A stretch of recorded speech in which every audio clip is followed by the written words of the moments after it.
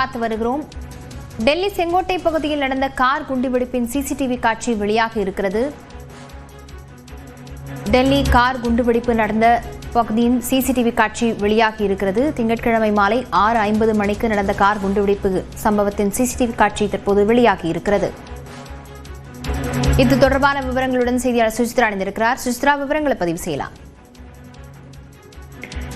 டெல்லி செங்கோட்டை பகுதியில் நேற்று முன்தினம் ஏற்பட்ட அந்த கார் குண்டு வெடிப்பினுடைய அந்த சிசிடிவி காட்சிகள் என்பது தற்பொழுது வெளியாகி இருக்கிறது. குறிப்பாக 6:50 மணி அளவில் அந்த செங்கோட்டையினுடைய சிக்னல் பகுதிக்கு வந்த அந்த காரினுடைய அந்த வெடிப்பினுடைய அந்த ஒரு சிசிடிவி காட்சிகள் தற்பொழுது அதிகாரப்பூர்வமாக பிரத்யேகமாக நியூஸ் 18க்கு கிடைக்கப்பட்டுள்ளது முக்கியமாக பார்த்து வருகிறோம்.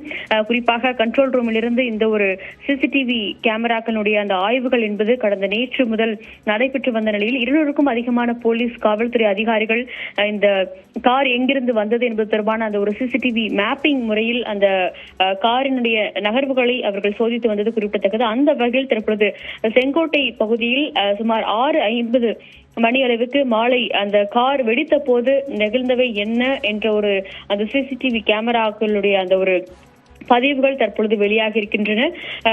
அது மட்டுமல்லாமல் குறிப்பாக இந்த சிசிடிவி கேமராவினுடைய பதிவின் பொழுது அங்கு இருக்கக்கூடிய அந்த ஒரு சிக்னலில் அளவுக்கு அதிகமான நபர்கள் வேலை முடித்து வீடு திரும்புபவர்கள் உள்ளிட்டோர் அதில் சென்றிருந்த நிலையில் அந்த சமயத்தில் ஒரு பீக் அவரில் இந்த ஒரு வெடிப்பு என்பது ஏற்பட்டுள்ளதையும் நம்மால் அந்த காட்சிகள் பார்க்க முடிகிறது. சுமார் 50க்கும் மேற்பட்ட வாகனங்கள் அந்த பகுதியில் தொடர்ந்து சென்ற வண்ணம் இருப்பதையும் நம்மால் பார்க்க முடிகிறது. ஒரு அந்த கார் வெடித்ததில் அந்த தீ வெடிப்பு என்பது அங்க இருக்கக்கூடிய அருகில் இருக்கக்கூடிய அனைத்து வாகனங்களும் பரவியதையும் நம்ம அந்த சிசிடிவி கேமராக்களில் காட்சியில் பார்க்க முடிகிறது. குறிப்பாக 6:50 மணிக்கு நேற்று முன்தினம் இந்த ஒரு வெடிப்பு சம்பவம் ஏற்பட்ட நிலையில் அதனுடன் கடுமையான ஒரு தாக்கம் என்பது அருகில் இருக்கக்கூடிய வாகனங்களிலும் அருகில் இருந்த கடைகள் ஆகியவற்றிலும் அது ஏற்படுத்தி இருப்பதையும் நம்மால் சிசிடிவி காட்சிகளில் பார்க்க முடிகிறது. சரியாக செங்கோட்டையினுடைய அந்த ஒரு சிக்னலில் இந்த ஒரு கார் குண்டுவெடிப்பு என்பது ஏற்பட்ட நிலையில் இதற்கு குறிப்பாக ஜெய்ஷ் அமைப்பினுடைய ஒரு அமைப்பினுடைய ஒரு உறுப்பினராக பார்க்கப்படக்கூடிய உமர் காரணம் என்ற ஒரு தகவலையும் காவல்துறை அதிகாரிகள் அந்த ஒரு கூடத்தில் விசாரணையை நடத்தி வருவது மிக முக்கியமாக பார்த்து வருகிறோம். சுமார் 200க்கும் அதிகமான சிசிடிவியினுடைய அந்த காட்சிகள் என்பது சேகரிக்கப்பட்டு அதில் ஆய்வை அதிகாரிகள் செய்து வருகிறார்கள். குறிப்பாக இந்த கார் எங்கிருந்து வந்தது, எப்பொழுது வந்தது, எவ்வளவு நேரம் அந்த செங்கோட்டை அருகே இருந்தது என்பது தொடர்பான பல்வேறு தகவல்களையும் நாம் ஏற்கனவே வெளியிட்டிருந்த நிலையில் தற்போது அந்த சிசிடிவி பிரத்யேக காட்சிகள் சரியாக 6:50 மணிக்கு அந்த கார் வெடித்த பொழுது என்ன நிகழ்ந்தது என்பது தொடர்பான சிசிடிவி காட்சிகளை தான் நாம் தற்பொழுது நியூஸ் 18 வழியாக பார்த்துக் கொண்டிருக்கிறோம்.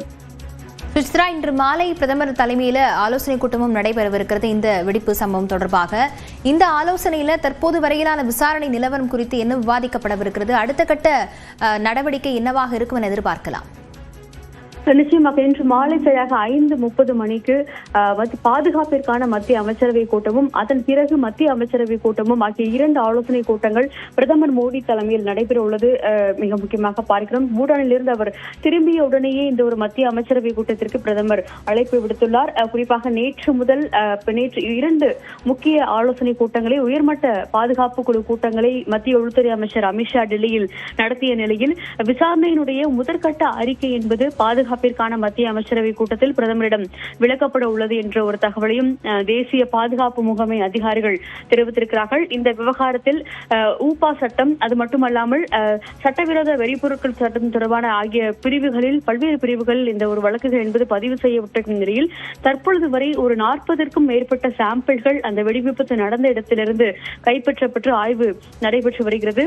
ஃபாரன்சிக் தடயவியல் நிபுணர்கள் அந்த ஒரு ஆய்வகத்திற்கு அந்த பொருட்களை எடுத்து சேர்ந்து பல்வேறு தரவுகளையும் தகவல்களையும் அவர்கள் சேகரித்து அறிக்கையாக தயாரித்து இன்று மாலை பிரதமரிடம் முழுமையாக சமர்ப்பிக்க உள்ளது மிக முக்கியமாக பார்க்கப்படுது. அதே போல தேசிய பாதுகாப்பு ஆலோசகர் அஜித் தோவல் மற்றும் மத்திய உள்துறையினுடைய செயலரும் என்ஐஏவுடைய தலைவர்களும் அந்த ஆலோசனை கூட்டத்தில் பிரதமரிடம் இந்த என்ன நடைபெற்றது, அதற்கு அடுத்தபடியாக எடுக்கப்பட்டுள்ள நடவடிக்கைகள் என்ன என்பது தொடர்பான ஒரு விளக்கத்தை அவர்கள் இன்று மாலை பிரதமருக்கு வழங்க இருக்கிறார்கள். சரியாக 5 மணிக்கு அந்த மத்திய அமைச்சரவை கூட்டம் என்பது நடைபெறவிருக்கிறது. அதன் பிறகு தற்பொழுது வரை சுமார் 12க்கும் மேற்பட்டோர் இந்த விவகாரத்தில் விசாரிக்கப்பட்டு அதில் பெரும்பாலானோர் கைது செய்யப்பட்டிருக்கும் நிலையில் அவர்களிடம் கிடைக்கப்பட்ட அந்த தகவல்கள் என்ன என்பது தொடர்பான விளக்கத்தையும் அதிகாரிகள் பிரதமருக்கு வழங்குவார்கள் என்றும் எதிர்பார்க்கப்படுகிறது.